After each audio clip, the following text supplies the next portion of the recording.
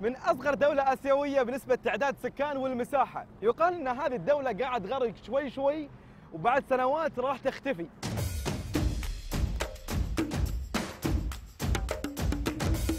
احنا جايين نكتشف هل هالمكان صدق بس حق متزوجين ولا ينفع حق شباب؟ برنامج مدن في المالديف.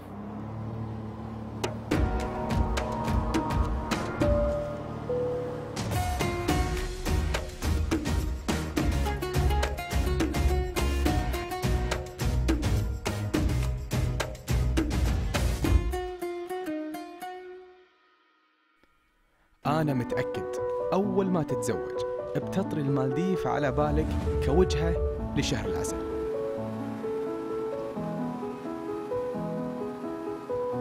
صدق إنها جزيرة تقع بين الهند وسريلانكا، بس حط في بالك إنها سياحياً غالية. Hi.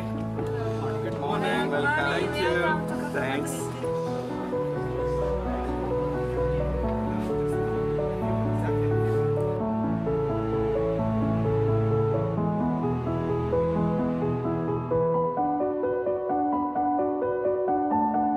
مساحتها 70,000 متر مربع تقريباً، تتشابه بالمطل والبحر والطبيعة. اختار الفندق عدل لأن 3/4 الاكسبيرينس بالمالديف بالفندق اللي بتختاره. أول شيء بتكتشفه لازم بالمالديف المكان اللي بتسكن فيه. فلتنا يقولون دح الموي.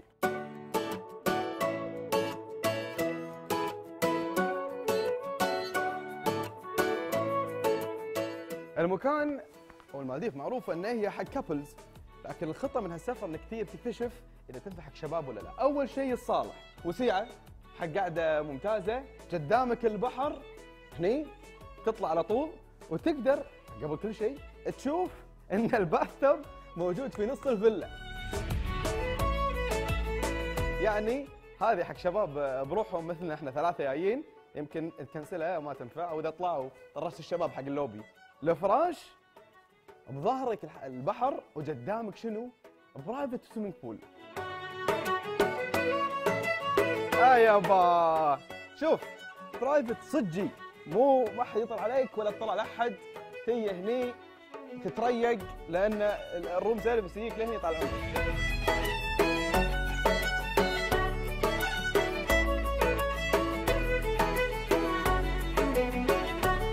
تفكر بالياهال تراها تنفع، وفي وايد فنادق عندها كيدز كلوب، بس كل شيء بحسابه.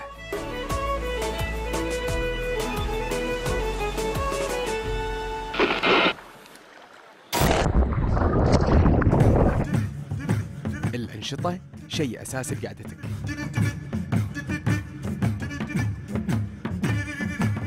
الساعة 10:30 بتوقيت المالديفز، وراح نبلش مع الووتر اكتيفيتيز.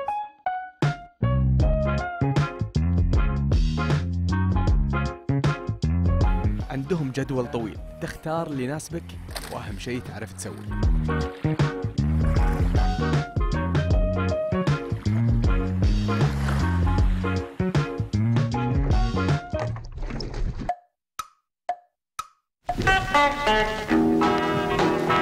Have you ever met Miss Lindy? She's a gal with the bright red hair. Now she stands high from all the rest. You know her.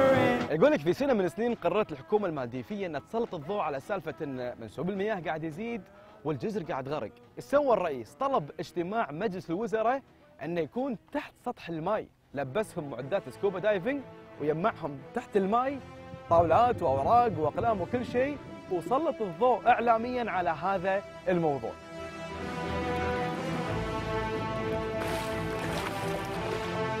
اللي بتشوفه ريكومنديشن، ركز وياي، أي مكان تشوف هالشيء جربه. ريدي زاهد.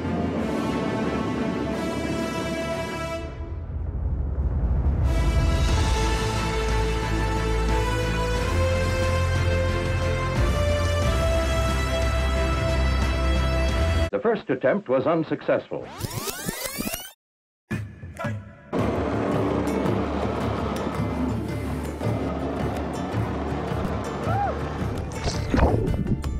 كان حجزي ساعة، قضيت منها 45 دقيقة تقريباً، بس هبد على وجهي.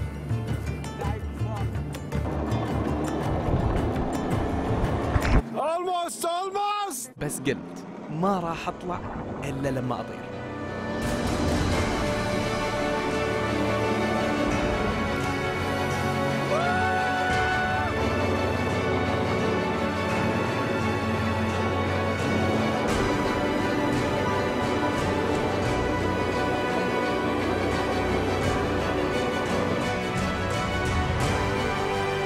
We sink or swim, slump or succeed.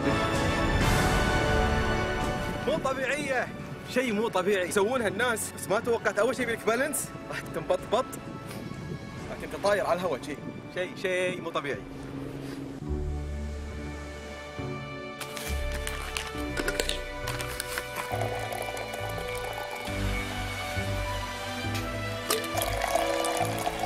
عاد صدق هالمكان يبي لك قهوة وكتاب زين. من الأدب الروسي رواية إيفان بولين الحاصل على جائزة نوبل.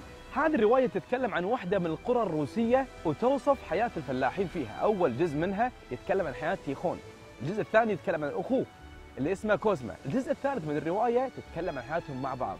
يقال عن هذه الرواية اللي اسمها القرية هي واحدة من أجمل الروايات اللي وصفت بحقيقة حياة الفلاح الروسي. جاهز؟ تكلم.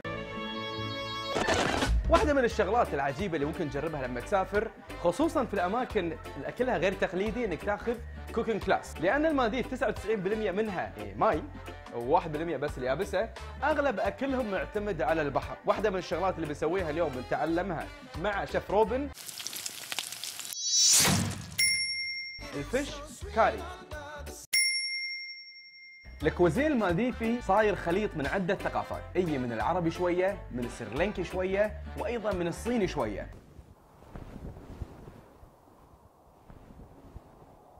لكن عندهم اعتماد كبير هني على موضوع البهارات، هذه كلها تستخدم في طباخنا بعد شوي. يلا. عجيب. قرمة. We have عدس، كاري، عدس، كاري. We have fish. Can I try? Well, it's too hot. Yeah, No? Sometimes the bomb might explode without any warning. just very hot. Woo! It's extremely. مو خوش قرار. ياو. وو. الحين خلينا نصور لان صار فيني طاقه. يقول لك شيف روبن ان مرات هني يحبون ياكلونها بروحها شي ما يحط الشعر، شعورهم لهني بعدين يطق. ها صار جاهز؟ Maybe 2 minutes. قبل ما يجي الشيف ما ايش قاعد اسوي، بس طلع شربة العدس سهله. انا توقعت ان فيها شغل واهلي يتعبون قاعد اسوي شنو شربة عدس، قلت انا 3 ايام 10 دقائق عدس وماي. Now we do the fish. سو شيف يسموني سو شيف، اللي هو سو بس شيف. هو الشيف سو شيف. I'm سو شيف. Give me I'll help you. بس enough. onion. No need much. لا هذا عشان يفوت شوية. Yeah, no. No. Oil and. لو enough. أول شيء نجهز الحمسة، بعدين آخر شيء تسوي السمك، تخلطها بعدين مع بعض. اوكي اتس ريدي. ليتل حبيبي ليتل. تمام يا اي ايه توميتو فوت توميتو. نعم تمام.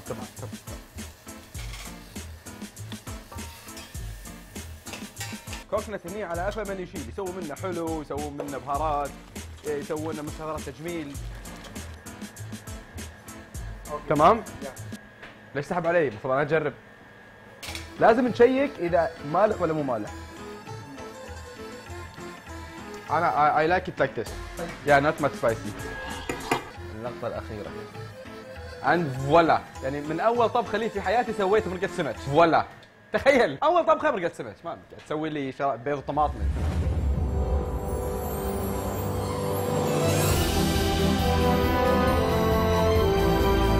صراحة أنا مستغرب شلون الشيف تحملني، بس الصدق استانست بالطباخ أكثر من الأكل نفسه. هذا هو الأكل المالديفي، ما هو شيء غريب، خليط بين الأكل السيلاني والأكل العربي بالإضافة للأكل الصيني، بهاراته وايد، حق اللي ما يحب البهارات او السبايسي فود يمكن راح يصير عنده مشكله، لكن ايضا في اكل ثاني انترناشونال موجود في اغلب المنتجعات الموجوده داخل مالديفز. تاكل انترناشونال وتهدها الزين ما نكسب.